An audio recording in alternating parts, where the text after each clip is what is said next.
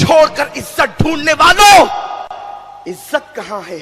وَلِلَّهِ الْعِزَّةُ وَلِرَسُولِهِ وَلِلْمُؤْمِنِينَ، عزت تو اللہ کے لیے ہے، عزت تو اللہ کے رسول کے لیے ہے، عزت تو مومنین کے لیے ہے۔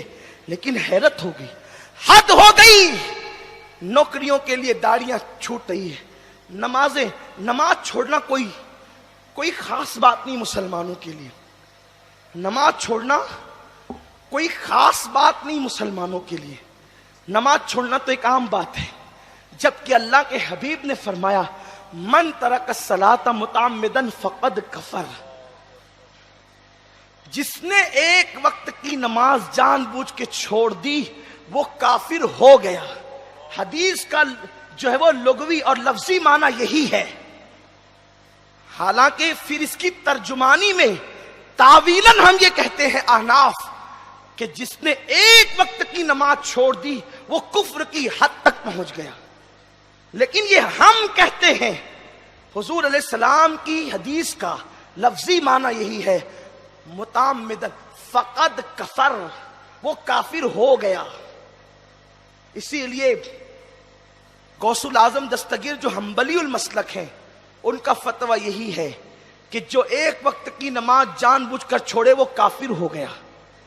اب آپ مجھے بتائیں، ہم کہتے ہیں کہ فلاں مفتی صاحب نے فلاں پہ کفر کا فتویٰ لگایا اس لیے ہم اس کو مسلمان نہیں مانیں گے، جس پر غوث پاک نے کفر کا فتویٰ لگایا اس کے بارے میں کیا کہیں؟ میں یہ نہیں کہتا آپ کو کہ اس لوگوں کو کافر مانتے چلے جاؤ یا کافر، یہ نہیں کہتا، لیکن سوچو تو اگر فیصلہ قیامت میں غوث پاک کے فتوے کے مطابق کیا گیا تو ہمارا شمار کس میں ہوگا؟ آپ مجھے بتائیں ہمارا شمار کن لوگوں میں ہوگا؟ بستر پہ سو کر نمازیں ترک کرنے والے، نرم گدوں پہ نمازیں چھوڑنے والے۔ میں اپنی گفتگو سمیٹ لوں، اس عورت نے کہا کہ نماز کے وقت میں کوئی کام نہیں کروں گی، یعنی وہ نماز پڑھے گی، اور اکیلی رہوں گی، ان کی فیملی کے ساتھ نہیں رہوں گی، یعنی الگ رہنا ہے، اور دن کو کام کروں گی، رات کو کوئی کام نہیں کروں گی۔ اور وہ عورت جب رات ہوتی تو اپنے حجرے میں اللہ کی عبادت میں مصروف ہو جاتی، دن کو اپنے مالک کی خدمت کرتی اور رات کو مصلی پر اللہ کی عبادت، اور جب عبادت کرتی تو روتے ہوئے کہتی میرے اللہ میرے دو مالک ہو گئے، ایک حقیقی تو اور ایک مجازی وہ، اگر وہ مجازی مالک کی ڈیوٹی میرے ذمے نہ ہوتی تو میں رات و دن تیری ہی عبادت کرتی، مگر چونکہ اس کو بھی مجھ پر مسلط کیا گیا ہے اور اس کا حق بھی مجھ پر ہے، اور یہی کہتے ہوئے روتی اور اللہ کی عبادت کرتی۔ ایک رات اس کی بیوی نے یہ منظر دیکھا کہ جس گھر میں وہ کنیز رہتی ہے اس کنیز کے چھت سے لے کر آسمان تک نور ہی نور ہے۔ جب اس نے جھانک کر دیکھا تو اس کی پشت سے لے کر چھت تک اور چھت سے لے کر آسمان تک نور ہی نور ہے۔ جب اس عورت نے یہ منظر دیکھا اس نے اپنے شوہر کو اٹھایا، شوہر نے یہ منظر دیکھا تو صبح کے وقت دونوں میاں بیوی آئے اور آنے کے بعد کہنے لگے کہ ہم نے آپ کو آزاد کر دیا، آپ آزاد ہیں اللہ کے لیے، لیکن آپ یہاں سے کہیں جائیں نہیں، یہیں رہے اور اللہ کی عبادت کریں، بلکہ اب آپ کنیز نہیں ہے، کنیز میری بیوی آپ کی ہے اور میں آپ کا غلام ہوں، اس لیے کہ رات کی پوزیشن ہم نے آپ کی دیکھ لی ہے، رات کی کیفیت دیکھ لی ہے۔ آپ کہہ رہی تھی کہ میرے دو مالک ہیں، ایک حقیقی تو اور مجازی وہ، اس کی خدمت سے چھٹی ملتی ہے تو تیری خدمت میں آ جاتی ہوں، کاش کہ مجھے اس کی خدمت نہ ہوتی تو میں رات و دن تیری عبادت کرتی۔ میرے کریم میں تیری بارگاہ میں ہر وقت حاضر نہیں رہ سکتی، ہم نے یہ فریاد سن لی ہے، اب تم رات دن اللہ کی عبادت کرو، اب تم آزاد ہو۔ اتنا سننا تھا۔ اس کنیز نے کہا کیا رات والی کیفیت تم نے دیکھ لی؟ اس نے کہا ہاں دیکھ لیا۔ اس وقت وہ آسمان کی طرف نظریں اٹھا کے کہتی ہے مولا یار کے درمیان جو راز تھا اس سے تو پردے اٹھ گئے، اب دنیا میں رہنے کا مزہ کیا ہے؟ میرے اللہ اب تو مجھے اپنے پاس بلا لے، ایک مستانہ چیخ مارتی ہے اور زمین پر گر کر جاتی ہے. دیکھا گیا تو اس کا جسم ٹھنڈا ہو چکا تھا, وہ انتقال کر چکی تھی. اس کا مطلب یہ ہے عبادت بھی ہو رہی ہے, لیکن عبادت اگر عوام میں پتہ چل گئی تو اب عبادت کو دیکھ کر عوام احترام کرے گی. تو ڈر یہ ہے کہیں عبادت کا صلہ دنیا میں نہ مل جائے اور قیامت میں اللہ یہ نہ کہہ دے کہ تو نے تو دنیا میں عبادت کی سو تجھے عبادت کا صلہ دنیا میں دے دیا گیا, اب تیرے لیے یہاں کچھ نہیں رکھا گیا. تو آپ مجھے بتائیں ہم اپنے گناہوں کو جس ساتھ خوف کے ساتھ اور جس غیرت کے ساتھ چھپاتے ہیں, اللہ والے اپنی نیکیوں کو اس سے زیادہ چھپانے کی کوشش کیا کرتے تھے. بتاؤ غلاموں کا یہ حال ہے اور آقاؤں کا کیا حال ہے؟ سلطان محمود غزنوی جس کی پوری زندگی کبھی تکبیر اولیٰ فوت نہیں ہوئی, جو کبھی سویا نہیں اس سے پہلے کہ وہ 1000 مرتبہ آقا پہ درود نہ پڑھ لے. ہر رات وہ 1000 مرتبہ میرے آقا پہ درود پڑھتا تھا, جسے سلطان محمود غزنوی کہتے ہیں. تو جب مالدار ایسے تھے اور غریب ایسے تھے, تب مسلمانوں کے حالات ایسے تھے کہ مسلمانوں کو کوئی آنکھ اٹھا کر بھی نہیں دیکھتا تھا. اب مسلمانوں کا حال کیا ہے؟ کسی نے یہی تو کہا ہے, جس کو پاسے شریعت نہ خوف خدا, وہ گیا کیا گیا, وہ رہا کیا رہا. غلط ہے, مسلمان مارا گیا, وہ ایک تصویر تھی جو مٹا دی گئی. اب ہم تصویر مسلم بنے ہیں, ہمارے اندر مسلمانوں جیسا جذبہ کہاں, ہمارے اندر مسلمانوں جیسی غیرت کہاں, ہمارے اندر مسلمانوں جیسا جذبہ کہاں ہے؟ میرے پیارے آقا علیہ السلام کے پیارے دیوانوں, ہر کام کے لیے طاقت, اللہ کی عبادت کے لیے ہم چستی اور طاقت کبھی نہیں دکھاتے. اللہ فرماتا ہے کیا تم یہ تصور کرتے ہو کہ اللہ نے تمہیں فضول پیدا کیا؟ اللہ نے تمہیں فضول پیدا نہیں کیا, بلکہ اللہ نے تمہیں ایک مقصد کے لیے پیدا کیا, اور ہماری پیدائش کا مقصد اللہ کی عبادت ہے. آؤ سنی دعوت اسلامی کے اس اجتماع میں ہم عہد کریں کہ ہم اللہ کی عبادت کی طرف بڑھیں گے. اور میرے اللہ کا تو فرمان ہے, جو اللہ کی طرف ایک قدم آتا ہے, جو چل کر اللہ کی طرف آتا ہے, اللہ کی رحمت اس کی طرف دوڑ کر کے آتی ہے. میرا رب کتنا کریم ہے, بلکہ ہر رات اللہ اپنی دامن رحمت کو پھیلا کر کے کہتا ہے, دن کے گنہگاروں آؤ توبہ کر لو تاکہ میں دن کے گناہ معاف کر دوں. اور ہر دن صبح کے وقت کہتا ہے, رات کے گنہگاروں آؤ توبہ کر لو تاکہ میں تمہارے رات کے گناہوں کو معاف کر دوں. لیکن ہم ہے کہ رات کو گناہ کر کے نہ صبح کی توبہ کے لیے تیار ہے اور نہ دن کو گناہ کر کے رات کو توبہ کے لیے تیار ہے. کاش وہ راتیں پھر لوٹ کر کے آ جائے جو راتیں ہمارے اسلاف گزارتے تھے. غوث پاک روزانہ ہر رات 1000 رکعت نماز پڑھتے تھے. سرکار غریب نواز 70 سال تک نہ دن کو سوئے نہ رات کو سوئے. سیدنا امام زین العابدین رضی اللہ تعالیٰ عنہ روزانہ 300 رکعتیں نماز ادا فرماتے تھے. سیدنا امام جعفر صادق رضی اللہ تعالیٰ عنہ روزانہ 300 رکعت نمازیں ادا فرماتے تھے. اللہ اکبر, یہ جذبات کہاں گئے؟ اب اتنی رکعتیں ہم نہیں پڑھ سکتے, لیکن کم سے کم اتنا ہی بہت ہوگا کہ ہم عشاء کے وقت تو عشاء پڑھ لیں اور فجر کے وقت تو فجر پڑھ لیں. عشاء جماعت سے پڑھ لیں, فجر جماعت سے پڑھ لیں, اور جو فجر اور عشاء دونوں نمازیں صحیح العقیدہ امام کے پیچھے جماعت کے ساتھ ادا کرے, اللہ اسے پوری رات عبادت کرنے کا ثواب عطا کرتا ہے. جاتے جاتے اتنا کہہ دوں, اگر آپ برا نہ مانے تو, اور اگر برا مانے تو آپ کی مرضی. صحیح العقیدہ کی قید اس لیے لگائی ہے کہ ابو داؤد شریف کی حدیث ہے کہ جس امام نے کعبے کی طرف منہ کر کے تھوک دیا, سرکار نے فرمایا اس کے پیچھے نماز نہیں ہوگی. کیوں؟ جو کعبے کا ادب نہ جانے وہ بدبخت اس قابل نہیں کہ مسلمانوں کا امام بنے. کعبہ کیا ہے؟ کعبہ کیا ہے؟ کعبے کی شان ہے مصطفیٰ جان رحمت کے قدموں کے صدقے. تو جو کعبے کا ادب نہ جانے, کعبے کی طرف منہ کر کے تھوکے, اس کے پیچھے نماز نہیں ہوتی. تو جو رسول اللہ کا بے ادب ہو اس بدبخت کے پیچھے کیسے نماز ہوگی؟ آپ کہیں گے کیا کچھ ایسے بھی لوگ ہیں زمین پر جو نبی کے بے ادب ہیں؟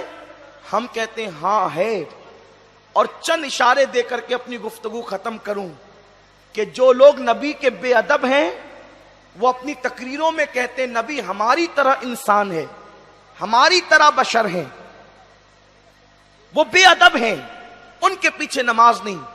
آپ کہیں گے کیوں؟ کیا نبی ہماری طرح بشر نہیں؟ نبی بشر تو ہیں، ہماری طرح نہیں، اور نبی کو توہین کی نیت سے یا لوگوں کی نظروں سے نبی کی عظمت کو گھٹانے کے لیے بشر کہنا یہ مومنوں کا نہیں بلکہ کافروں کا طریقہ ہے۔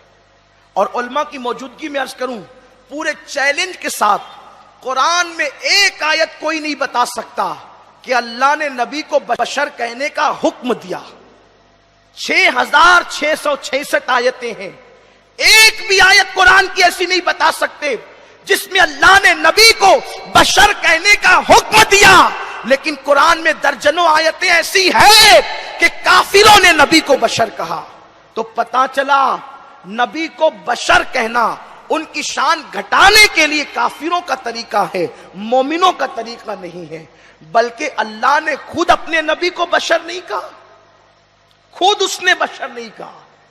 جہاں بشرین نبی پاک کی بشریت جہاں بیان ہوئی ہے اس کے ساتھ کل جوڑ دیا گیا ہے، اللہ نے خود نہیں کہا۔ ارے جب اس نے خود نہیں کہا تو کیا نبی بشر نہیں ہوتا؟ بالکل ہوتا ہے، لیکن ہر حقیقت ہر جگہ بولنے والی نہیں ہوتی۔ اگر کچھ باتیں حقیقت کہیں بول دو تو کفر ہو جاتا ہے۔ مثال کے طور پر ایک بات آپ کو سمجھاؤں، ماموں کسے کہتے ہیں آپ جانتے ہیں؟ ماموں کسے کہتے ہیں آپ کو پتا ہے؟ بولو بھائی، میں کوئی بہت بڑا فقہ کا مسئلہ تھوڑی پوچھ رہا ہوں کہ اس میں حنفیوں کا جواب الگ ہوگا، شافعیوں کا الگ ہوگا، سنیوں کا الگ ہوگا، شیعوں کا الگ ہوگا، دیوبندیوں کا الگ ہوگا۔ میں کوئی ایسا مسئلہ تھوڑی پوچھ رہا ہوں، میں تو اتنا پوچھا ہوں ماموں کسے کہتے ہیں؟ ماں کے بھائی کو، اور باپ کے بولے ارے ڈرتے کیوں ہو؟ باپ کے سالے کو، ٹھیک ہے نا؟ ماں کا بھائی ماموں ہوتا ہے اور باپ کا سالہ ماموں ہوتا ہے، لیکن جب ہم باپ کے سالے کو اور ماں کے بھائی کو کہتے ہیں تو کیا کہتے ہیں؟ ماموں جان کہتے ہیں۔ یہی شریف بھانجوں کا طریقہ ہے نا؟ اگر کوئی کہے اے میرے باپ کے سالے، ہنسنے کی بات نہیں، یہ ہے حق ہے یا باطل ہے؟ حق ہے۔ باپ کا سالہ کہنا، بولو یہ حق نہیں ہے تو اور کیا ہے؟ لیکن اگر آپ مجمع میں باپ کے ماموں کو کہے میرے باپ کے سالے، کتنا بھی بڑا مولوی ہو، کتنے ہی بڑے مدرسے کا فارغ ہو، لوگ کہیں گے 8 سال کیا تو گھاس اکاڑتا رہا؟ تو نے ادب نہیں سیکھا؟ ماموں کو کہتے ہیں باپ کا سالہ، وہ پوچھے غلط کیا ہے؟ کہا غلط کیا ہے نہیں، کچھ ادب کے تقاضے ہوتے ہیں۔ یہ باپ کا سالہ ضرور ہے، تجھے باپ کا سالہ کہنے کا حق نہیں تو سن لے، نبی بشر ضرور ہوتا ہے لیکن تجھے بشر کہنے کا حق نہیں، اس لیے کہ اگر تو نے عظمت گھٹانے کے لیے بشر کہا تو تیرے ایمان کا جنازہ نکل جائے۔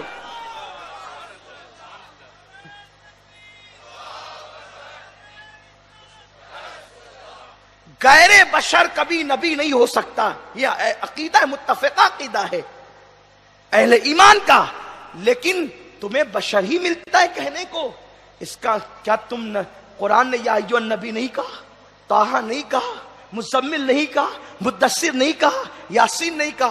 پوچھو یاسین کا مطلب کیا ہے، طٰہٰ کا مطلب کیا ہے؟ کبھی پوچھا؟ آپ کہیں گے یاسین کا کوئی مطلب بیان ہی نہیں ہو سکا، طٰہٰ کا کوئی مطلب بیان ہی نہیں ہو سکا، کاف یا عین صاد کا مطلب کیا ہے؟ کہ اس کا مطلب بیان ہی نہیں ہو سکا۔ ارے نادان، جس کے القاب کا ترجمہ نہیں ہو سکتا اس کے مقام کی ترجمانی کوئی کیسے کر سکتا ہے؟ ان کی شان کو کوئی کما کہو کیسے بیان کر سکتا ہے؟ تو اس لیے جو بے ادب لوگ ہیں ان کے پیچھے نماز پڑھنے سے بچو، ورنہ تمہاری نماز ضائع ہو جائے گی، تمہاری نماز چلی جائے گی۔ اور جو کہتے ہیں نبی کو علم غیب نہیں، اور وہ قرآن کی وہ آیتیں پیش کرتے ہیں جن آیتوں میں اللہ نے ذاتی علم کی نفی کی ہے، کیونکہ علم کی دو قسمیں ہیں، بلکہ ہر نعمت کی دو قسم ہے، ایک ذاتی ایک عطائی۔ ذاتی ساری چیزیں اللہ کے لیے ہے، اور عطائی اللہ کے علاوہ جو اللہ جس کو چاہے عطا کرے۔ تو ذاتی کی جہاں نفی ہے وہاں یہ انبیاء کرام کا ذکر کرتے ہیں، اور اللہ نے اپنے نبیوں کو علم غیب دیا ہے، اور صرف نبیوں کو نہیں دیا، صرف نبیوں کو نہیں دیا، بلکہ اللہ نے اپنی عطا سے اپنی مخلوق میں چاہے جس کو دیا ہے۔ آپ کو نہیں پتا حضرت سلیمان علیہ السلام کا واقعہ قرآن نے بیان کیا، 3 میل کے فاصلے سے ایک چونٹی نے اپنی لشکریوں سے کہا، اپنے گروپ سے کہا، اے چونٹیوں اپنی بلوں میں گھس جاؤ، سلیمان علیہ السلام کا لشکر کہیں بے خیالی میں تمہیں کچل نہ دے۔ یہ بات سن کر سلیمان علیہ السلام ہنس پڑے۔ 3 میل کے فاصلے پہ کون تقریر کر رہا ہے؟ کون؟ چونٹی۔ اور 3 میل دور سے کون سن رہا ہے؟ سلیمان علیہ السلام، اور مسکرا بھی رہے ہیں۔ آپ ایک چونٹی نہیں، 3 میل کے فاصلے پہ نہیں، 5-10 ہزار چونٹیاں کان میں رکھ کر کے 10 سال کے بعد بتائیے چونٹی کہتی کیا ہے؟ لیکن آپ نہ بتا سکیں گے، اور قرآن کہتا ہے سلیمان 3 میل کے فاصلے سے سن بھی رہے ہیں، مسکرا بھی رہے ہیں۔ ارے جب سلیمان 3 میل کے فاصلے سے چونٹی کی تقریر سنتا ہے تو جانے سلیمان کائنات کے سلام کرنے والوں کا سلام نہیں سن سکتے؟ اور پھر یہ تو شان سلیمان ہے، اس چونٹی کو بھی تو دیکھو، 3 میل سے کون سی طاقت تھی جس نے اس چونٹی کو دکھا دیا کہ لشکر سلیمان آ رہا ہے۔ ابھی تک کہ دنیا فیصلہ نہیں کر سکی کہ چونٹی کو آنکھ بھی ہوتی ہے کہ نہیں ہوتی۔ مرکب اجزا بھی پھیل ہے، کبھی دیکھا چونٹی کو آنکھ ہوتی ہے؟ اب ذرا کوئی اس پر بھی ریسرچ کرے۔ لوگوں کو قرآن پہ تحقیق کرنے والے ڈاکٹروں، ذرا تم اپنے عنوان پر بھی تو کبھی تحقیق کرو۔ آپ بہت ڈاکٹری کرتے ہیں، ذرا اس پہ بھی کوئی تحقیق کرو، چونٹی کو آنکھ ہوتی ہے کہ نہیں؟ مگر قرآن کہہ رہا ہے۔ اچھا یہ حدیث میں آتا تو شاید یہ مناظرے کا عنوان بن جاتا، لیکن اللہ نے اس کو قرآن میں بیان کر دیا کہ چونٹی 3 میل کے فاصلے سے کہہ رہی ہے کہ اپنی اپنی بلوں میں گھس جاؤ، سلیمان علیہ السلام کا لشکر لاشعوری طور پہ تمہیں کچل نہ دے۔ تو پتا چلا اگر چونٹی پر قدرت کا کرم ہو جائے تو 3 میل کے فاصلے سے چونٹی لشکر سلیمان کو دیکھ لیتی ہے، اس کی عطا کی بات ہے۔ اگر وہ دکھانا چاہے تو چونٹی کو اتنی دور سے دکھا سکتا ہے، تو وہ دکھانا چاہے تو کیا غوث العظم دستگیر کو وہ پوری کائنات نہیں دکھا سکتا؟ اسی لیے تو غوث پاک کہتے ہیں نظر تو الی بلاد اللہ جمعا خردلتین علی حکم اتصالی، میں اللہ کے شہروں کو ایسے دیکھتا ہوں جیسے تم ہتھیلی پہ رائی کا دانہ دیکھتے ہو۔ تو ادب والوں کے ساتھ رہو۔